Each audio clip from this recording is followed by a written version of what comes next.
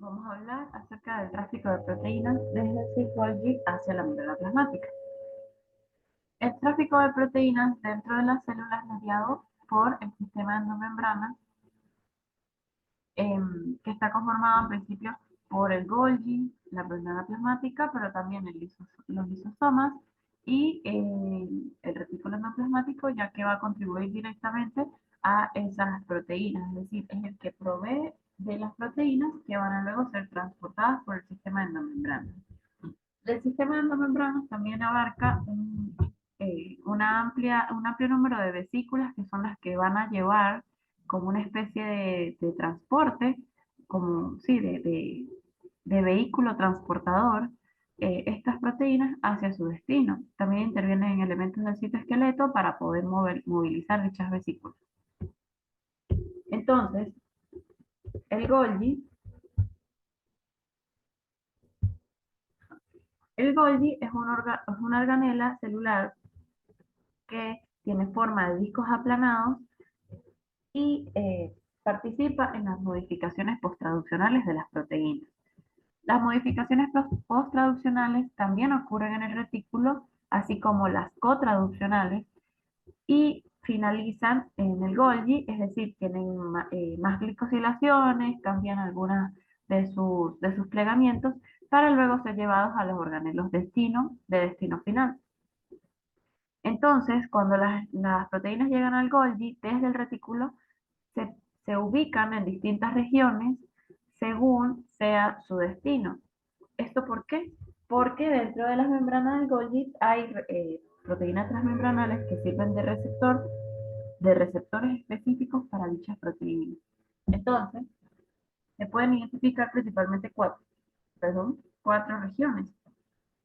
La primera región es la que se encuentra en la parte del cis-Golgi, que sería la más cercana al retículo endoplasmático y precisamente corresponde a la región donde se van a unir las proteínas que van a regresar de nuevo al retículo endoplasmático.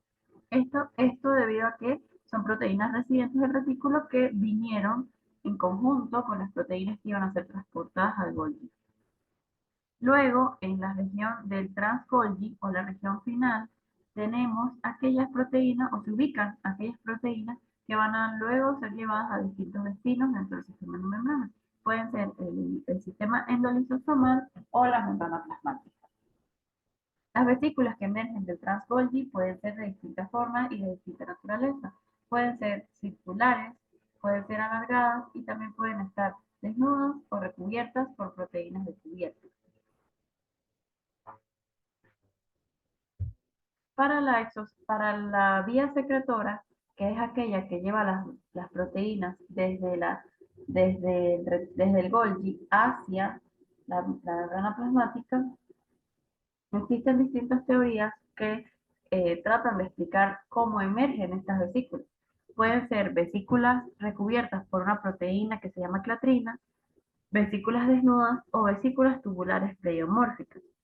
Entonces, en primer lugar, las vesículas de clatrina son aquellas eh, o sea, tienen este sistema que interviene una proteína transmembranal que se encuentra en la membrana del Golgi con una región interna del Golgi, es decir, hacia el lumen del Golgi, que tiene el receptor que va a unir el ligando o la proteína específica que va a ser transportada, y en la región citosólica va a tener un dominio de unión a proteínas adaptinas, que son como una especie de puente entre esta proteína transmembranal y las clatrinas propiamente.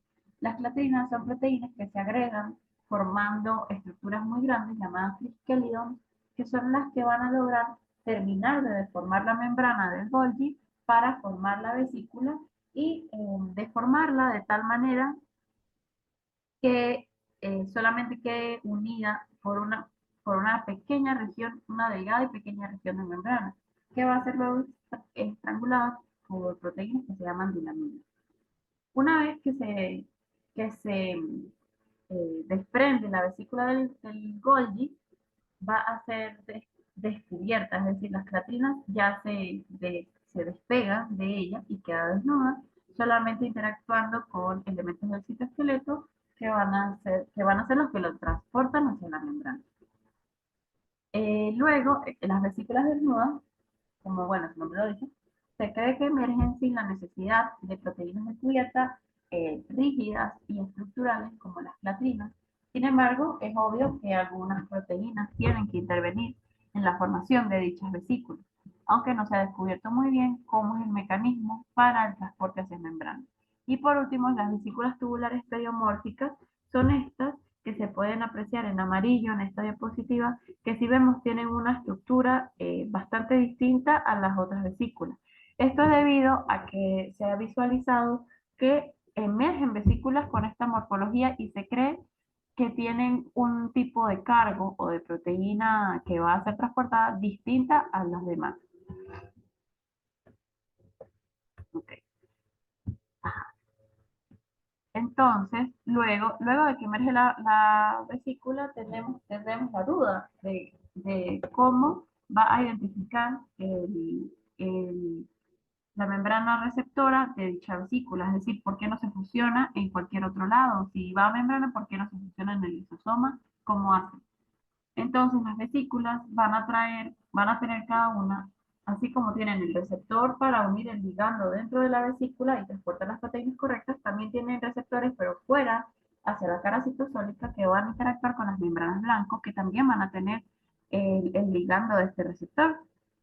En general intervienen pequeñas GTPasas en todos estos procesos que exponen colas de miristoil o de algún ácido graso para ser introducido en la membrana blanco y poder anclarse. Una vez que esto ocurre, las proteínas SNARE intervienen, que son las que van a estar tanto en la vesícula como en la membrana receptora de la vesícula, también de manera específica, es decir, se reconoce una a la otra, la BISNER y la TESNER. Esto, estas son proteínas que logran enrollarse sobre sí mismas, acercando la vesícula con la membrana plasmática, en este caso, y eliminando las moléculas de agua porque se disminuye la distancia entre ellas hasta que no queda espacio suficiente para que haya moléculas de agua. Cuando esto ocurre, la tensión superficial disminuye a tal punto que el estado de menor energía es aquel en donde las membranas se fusionan. Y bueno, comienza la fusión solamente con una monocapa al principio y luego las dos monocapas se fusionan, logrando que la membrana de la vesícula ahora forme parte de la membrana plasmática en una sola membrana seguida y continua. De esta manera, el cargo que venía dentro de la vesícula, si va a ser una proteína soluble que quería o que va a ser excretada al medio extracelular, pues sale sencillamente por un cambio de afinidad en el receptor dentro de la vesícula. Y si no, si es una proteína transmembranal, pues la proteína transmembranal está incrustada en esta vesícula que al ser fusionada, pues sencillamente pasa a formar parte de la membrana. Las proteínas SNARE también son desenrolladas y son recicladas, eh, volviendo al compartimiento original, en el caso de las BISNARE, y bueno, de esta manera ocurre el tráfico de proteínas a través del sistema endomembrana, la vía secretora, desde el Golgi hacia la membrana plasmática.